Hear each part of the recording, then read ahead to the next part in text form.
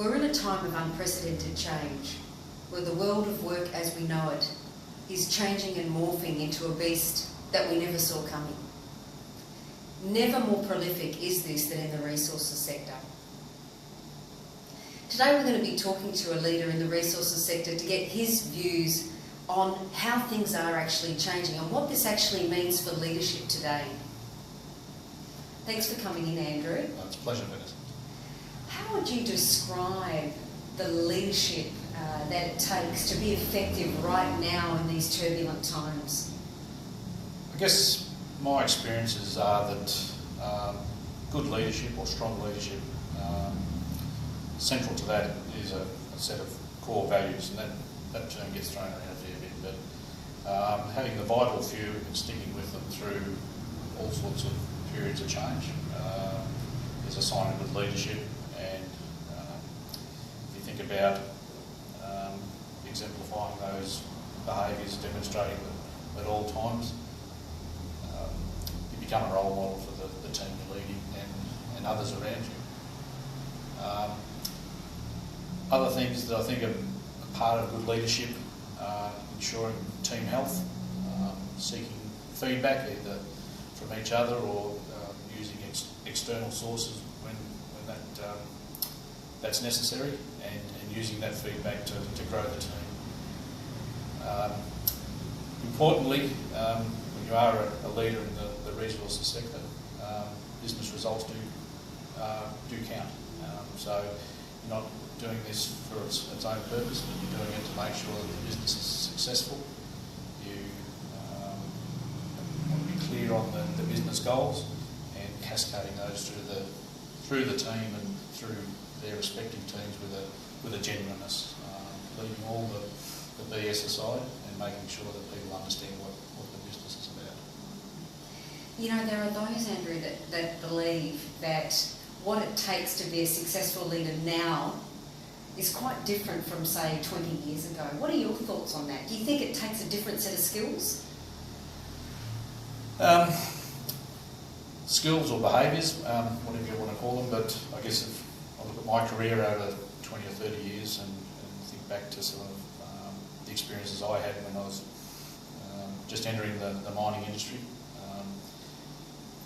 can recall some, I guess, forums and experiences which were, we had leaders that were very command and control. They weren't bad people, but that's how they were used to getting things done. And I guess through the period since then, as I said, 20 or 30 years, things have changed. The younger generation, I think it's quite right. They should expect a level of respect. They've got ideas to contribute to the business. And we should be making sure that we've got a working environment that captures those ideas and making sure everyone understands what their role is and making sure they meet their potential in those roles. And they're obviously the leaders of the future, or some of them will be, and we need to make sure that they again understand what the behaviours are that are successful for leadership and promote those people where we can. Do you think, Andrew, that it takes a different type of leadership to be successful in the resources sector? Is it industry specific? I don't think so. Others may disagree. I think if you put people first and put the team first and you're clear on the business goals, you'll achieve success with the right team. You've got to have the right team and the right people in the right roles, and you don't need to be a command and control freak to achieve business success. There are things that you need to do to make sure that people are made accountable for their areas of responsibility. And that's an area that I probably is an area for opportunity for myself. I've found that over the years. But certainly, I think team first, and the business results will come with the right team.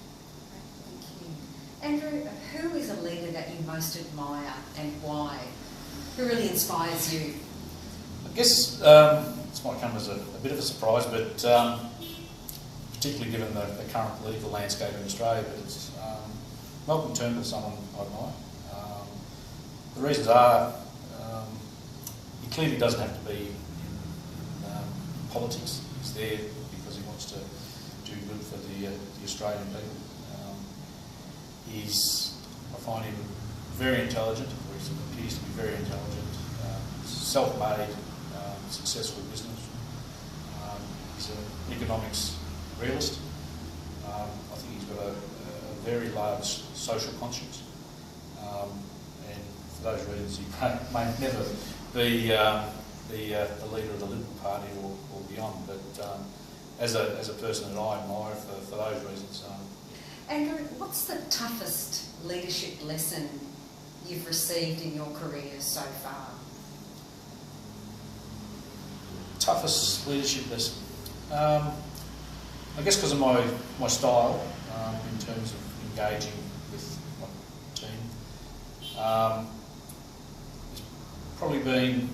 There have been moments where I haven't acted decisively enough or with the timeliness that was probably required.